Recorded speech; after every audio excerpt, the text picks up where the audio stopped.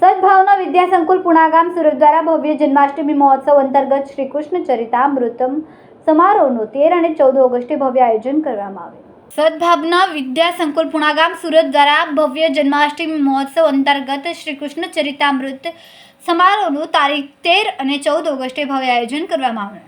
આ કાર્યક્રમનો મુખ્ય હેતુ આજની પેઢીને ભારતીય સંસ્કૃતિથી પરિચિત કરાવવાનો અને શ્રી કૃષ્ણના ચરિત્રને જીવનમાં આત્મસાત કરાવવાની પ્રેરણા આપવાનો હતો। શાળાના 400 જેટલા વિદ્યાર્થીઓએ કૃષ્ણ જન્મથી લઈને પારણિયા ઉત્સવ, નંદોત્સવ, પરિક્રમા અને રાસોત્સવ જેવી 18 અનોખી કૃતિઓ નાટ્ય, નૃત્ય અને કલાત્મક રજૂઆત દ્વારા પ્રસ્તુત કરી। શાળાના સંચાલકો શ્રી મનેશભાઈ સોજીત્રા, શ્રીમતી શિલ્પાબેન સોજીત્રા તથા આચાર્ય શ્રી જિગ્નેશભાઈ હેમંતભાઈ અને શિક્ષક મંડળના માર્ગદર્શન હેઠળ આ કાર્યક્રમનું ભવ્ય આયોજન થયું। નમસ્કાર સૌ દર્શક મિત્રોને। સદભાવના વિદ્યા સંકુલ સુરતીનગર સોસાયટી પુણાગામ સ્થિત ખૂબ સરસ મજાનો ભવ્ય સમારોહ જન્માષ્ટમી પર્વ નજીક છે। ભારતીય સંસ્કૃતિ પ્રણાલી પ્રમાણે દરેક શાળાઓની અંદર ખૂબ સરસ મજાના ઉત્સવો થતા હોય છે, પણ અમારી શાળા સદભાવના વિદ્યા સંકુલ દ્વારા વર્ષ દરમિયાન અવનવી રીતે બાળકોની અંદર કંઈક એવી ભક્તિ અને ચેતના જાગે એવા ભાવ સાથે અમારી શાળાના ટ્રસ્ટી સાહેબ શ્રી મનીષભાઈ સોજીત્રા, સહસંચાલિકાબેન શ્રીમતી શિલ્પાબેન સોજીત્રા અને સૌ ટ્રસ્ટીગણ ખરેખર ખૂબ ઉમદા વિચાર અને દ્રઢ વિચારસરણી સાથે વિદ્યાર્થીઓની અંદર કંઈક એવી ભક્તિભાવ નિર્માણ કરવા ઈચ્છે છે। આજે પુસ્તકોની અંદર અવનવું ખૂબ સરસ નોલેજ, જ્ઞાન બાળકો મેળવે છે, પણ આ આપણી સંસ્કૃતિને જાળવી રાખવા માટે, સંસ્કૃતિને ટકાવી રાખવા માટે જે વિચારોની જરૂર છે, આજે સોસાયટી શેરી મહોલ્લાઓની અંદર મટકી ફોડી અને આનંદ થતો હોય છે, નંદ ઘેરા થાય છે, પણ શ્રી કૃષ્ણના વિચારોને તો સૌ ભૂલી જ ગયા છે। આ વિચારોને ફરી પ્રજ્વલિત કરવા માટે શાળા દ્વારા 18 જેટલા રૂમોને એવી રીતે પ્રદર્શિત કર્યા છે, જેમાં વિદ્યાર્થીઓ દ્વારા જ શાળાના ટોટલ 400 જેટલા વિદ્યાર્થીઓએ ભાગ લીધો છે અને આ વિદ્યાર્થીઓ અલગ અલગ રૂમોની અંદર કૃષ્ણ જન્મથી માંડી અને કૃષ્ણ જન્મ, કૃષ્ણનું પારણ્યું, કૃષ્ણના માખણ ચોરના વિચારો, ગોવર્ધન પર્વતના વિચારો, કાલિયા મર્દનવાળી કૃતિઓ, આ બધા વિચારોને લઈ અને રાસલીલાથી માંડી અને એમના જે ભક્તિભાવો ગીતા સંદેશ સુધીનો એવો સંદેશ આપણા વિસ્તારની અંદર વિદ્યાર્થીઓ દ્વારા ફેલાવવામાં આવશે કે ખરેખર ખૂબ અદ્ભુત કૃતિઓ આપ સૌ જોઈ શકો છો। એટલું સરસ મજાનો તૈયારી ફક્ત વિદ્યાર્થીઓ અને શિક્ષકોના માર્ગદર્શનથી અને શાળાના સંચાલકના માર્ગદર્શનથી, એમની પ્રેરણાથી આ કાર્યક્રમ ફક્ત ને ફક્ત 2 દિવસની અંદર તૈયાર કરવામાં આવ્યો છે।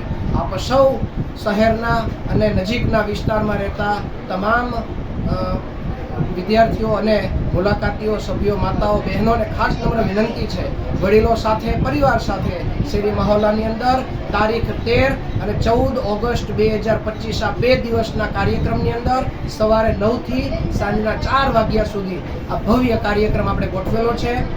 1-1.5 કલાકનો સમય લઈ આપ સૌને પધારવા માટે નમ્ર વિનંતી છે।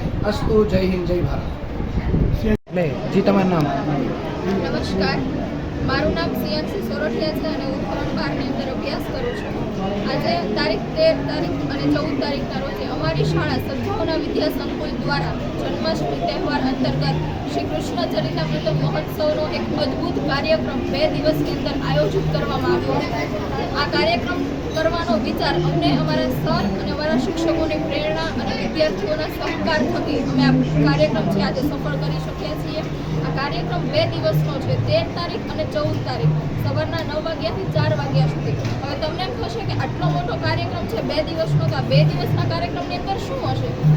2 દિવસના કાર્યક્રમની અંદર આ કાર્યક્રમ કરવા પાછળનો અમારો અને અમારા સરનો હેતુ એવું છે કે હાલના સમયમાં જે રીતે કૃષ્ણ જન્માષ્ટમી છે એ ભવ્યતાથી ઉજવાય છે, પણ એની અંદર હોય છે લોકોનો માત્ર ને માત્ર વિકૃત આનંદ કે કઈ રીતે આપણે એક દિવસની અંદર માત્ર મોજ મસ્તી કરી શકીએ, પણ અમારો વિચાર એવો નથી। અમારો અને અમારા સરનો હેતુ એવું છે કે આ કાર્યક્રમ કરવા પાછળનો હેતુ કે કૃષ્ણને આપણે મેળવો નહીં, કૃષ્ણને અનુભવો, કારણ કે કૃષ્ણ એક લાગણી છે, એક સમજણ છે, આપણે એને અનુભવવાની છે।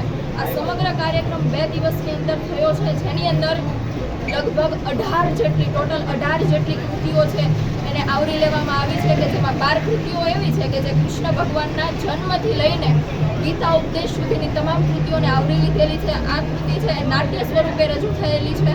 ઉપરાંત 5 જેટલા નૃત્ય પણ આની અંદર સમાવેશ કરવામાં આવ્યા છે અને આ કાર્યક્રમ બહુ જ ભવ્યતાથી અમારી શાળા દ્વારા અમારા શિક્ષકોના સહકારથી અને નાના ધોરણ માંડીને ધોરણ 12 સુધીના તમામ વિદ્યાર્થીઓના સહકારથી આજે અમે આ કાર્યક્રમ છે એ સફળ બનાવી શક્યા છીએ. જય શ્રી કૃષ્ણ. મારું નામ ચિંચાળા તેજલ છે અને મારા 5 બાળકો સદભાવના સ્કૂલમાં ભણે છે અને આજે આ સ્કૂલમાં ઘણું સરસ જોવાલાયક બાલકૃષ્ણનું એવું સરસ બનાવેલું છે કે દૂર દૂરથી લોકો જોવા આવે છે અને ખાસ કરીને હું સ્કૂલના શિક્ષકો, સ્ટાફ અને બાળકોને ખૂબ સરસ મહેનત કરાવી છે અને એવું સરસ જોવાલાયક છે જન્માષ્ટમી નિમિત્તે કે મારા નાના બાળકોને જેને જાણ નથી, ખબર નથી, એને નવી પેઢીનું આ જૂની પેઢી શું કહેવાય એ જોવા માટે એવું સરસ બનાવેલું છે. તમે બધા જરૂરથી આવજો. લોકોને શું સંદેશ આપશો?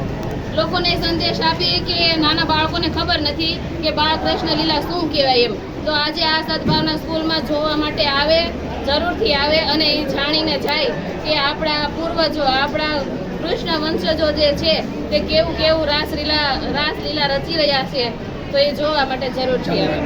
કેવો લાગે? જી તમારું નામ? મારું નામ અગ્રવત જલ્પાબેન છે. કેવલ પાર્કમાં રહું છું. મારી બેટી ધોરણ 2માં સદભાવના સ્કૂલમાં અહીં અભ્યાસ કરે છે. આ સ્કૂલમાં આજે ખૂબ જ સરસ ભવ્યમના જે આપણે કૃષ્ણ ચરિત્રામૃત છે, મતલબ કે કૃષ્ણના જીવન ચરિત્ર વિશે અહીં ખૂબ જ સરસ આયોજન કર્યું છે. જાત જાતના પોસ્ટરો, ટીવીમાં અમને વિડીયો બતાવ્યા. ખૂબ જ સરસ ને એનું અહીંયાનું શણગાર ને અહીંનું જે સજાવટ છે અદ્ભુત છે, ખૂબ આધુનિક, ખૂબ જ સરસ છે. મજા આવી અહીંયા અમને આવીને. Thank you. Cameraman Senil Virani સાથે વિશાલ છેઠા, માનવ પ્રભા ન્યૂઝ, સુરત. અમારા વિડીયોની નવી નવી અપડેટ મેળવવા માટે સબસ્ક્રાઇબ કરો માનવ પ્રભા ન્યૂઝ ચેનલને. બેલ આઇકન ક્લિક કરો લેટેસ્ટ વિડીયો સૌથી પહેલા મેળવવા માટે.